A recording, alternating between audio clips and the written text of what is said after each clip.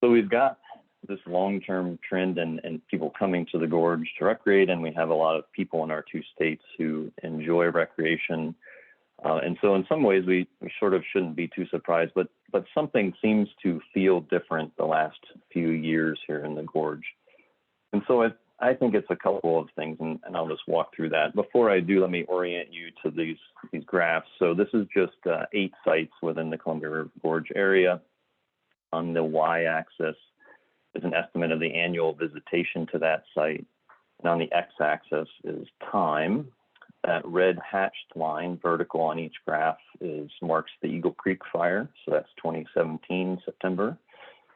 The 0 and the 1 to the right of that are 2018 and 2019, and then the negative values of the years in advance of the Eagle Creek fire. And these estimates of visitation are based upon posts to online platforms and social media, and we use some models to translate those into an estimate of visits that's happening at these 2 sites. So a couple things that I think are happening. One is that we've got some sites in the gorge, such as Tamanawas Falls, where we've really had pretty dramatic year-over-year changes, increases in the amount of visits. And then the last couple years, the visits that we have seen there are in line with that longer-term trend. So it's not like they're departing from the trend, but it is a significant year-over-year increase. And so when you look at that place, it has much more visits than it did even 5 years ago. I think the second thing that we're seeing is that there are some sites within the gorge that have really had annual visit observations that are really departed from kind of recent trends.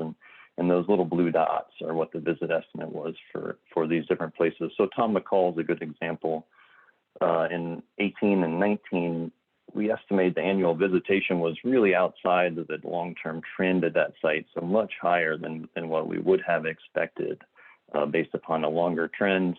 Likewise, we can see the same thing at Falls Creek Falls and Coyote Wall, for example. So we have some year observations that are really different than what we have seen in recent past.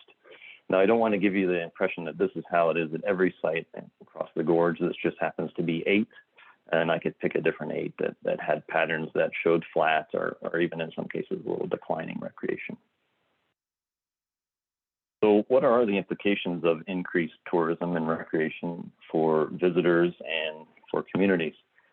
So when we think about visitors and increased visitation and tourism, we're oftentimes concerned about making the recreation experience not all that enjoyable. So crowding or reduced satisfaction with their experience. And so I've highlighted kind of 3 recent studies that have been done here in the gorge, including one, the bottom one there in the White Salmon River by Robert Burns and others. And Robert is joining us today, I saw. And if we look at kind of what people are saying about crowding, their perceptions of crowding and their satisfaction, we find that in most cases, people are pretty satisfied in their perceptions of crowding. They don't perceive it to be overly crowded.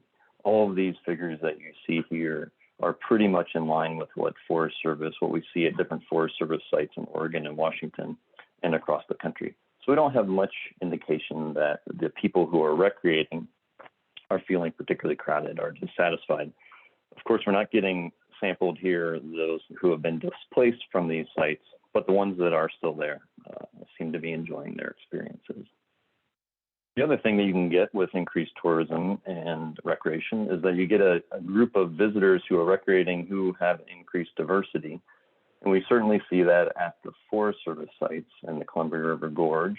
And even though those numbers may look sort of small, those are pretty high relative to the Forest Service patterns in Oregon and Washington and across the country.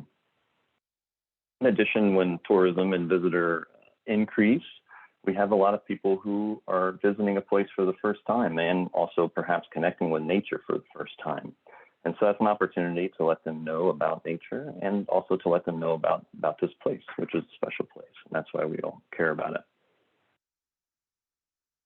So there can also be, in addition to a large influx of money, there can also be some challenges and concerns that happen in gateway communities around recreation destinations. And those gateway communities are places that are around public lands often. And so this is just a list of activities that are, concerns and challenges that end up in the literature on this topic. And many of these things you saw in that video referenced, in fact. And I want to note three things about this. First is that this list I populated from science literature that's gone back 40 years. So these things aren't new, but there are a lot of places that are newly facing these concerns.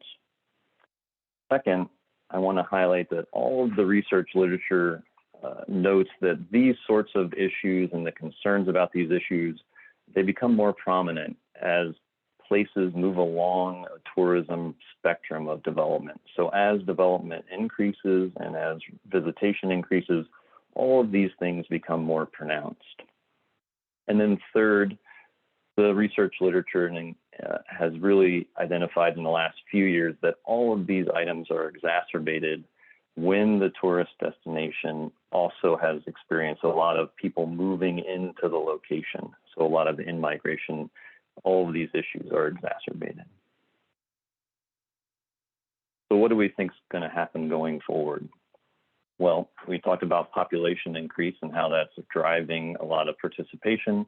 And if we look at what kind of population projections both states are making, we see this upward trend over the next decade. So continued sort of steady increase in population. We can also think about individual recreation activities and how many participants we might have in the future. And I'm going to show you 4 graphs here for 4 activities that are pretty common in the gorge. And these are projections that the Forest Service makes out into the future for a number of people engaged in different recreation activities. And we're looking here out to the year 2040. And we do these projections every 5 or 10 years. And we do them across a range of different scenarios. And I don't expect you to look at these individual graphs. I'm going to sort of summarize some of the findings. And I'll note first off that these are participants in Oregon, Washington, California combined. So this isn't in the Columbia River Gorge. But what do we see for recreation participation? We see continued growth in the participants and activities that are common in the gorge. And we see that across a range of different economic and climate scenarios out into the future. So growth in number of participants anywhere from about 10% for those activities we see there to upwards of 50% when we have a lot of population growth and economic activity growth. And then I'll finally just mention that the relative popularity of activities remain pretty stable over time.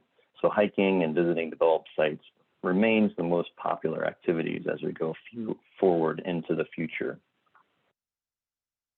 And with that, I'm just going to close here in this picture of the place that we all enjoy so much. And I think that, Emily, we have time for dialogue or questions.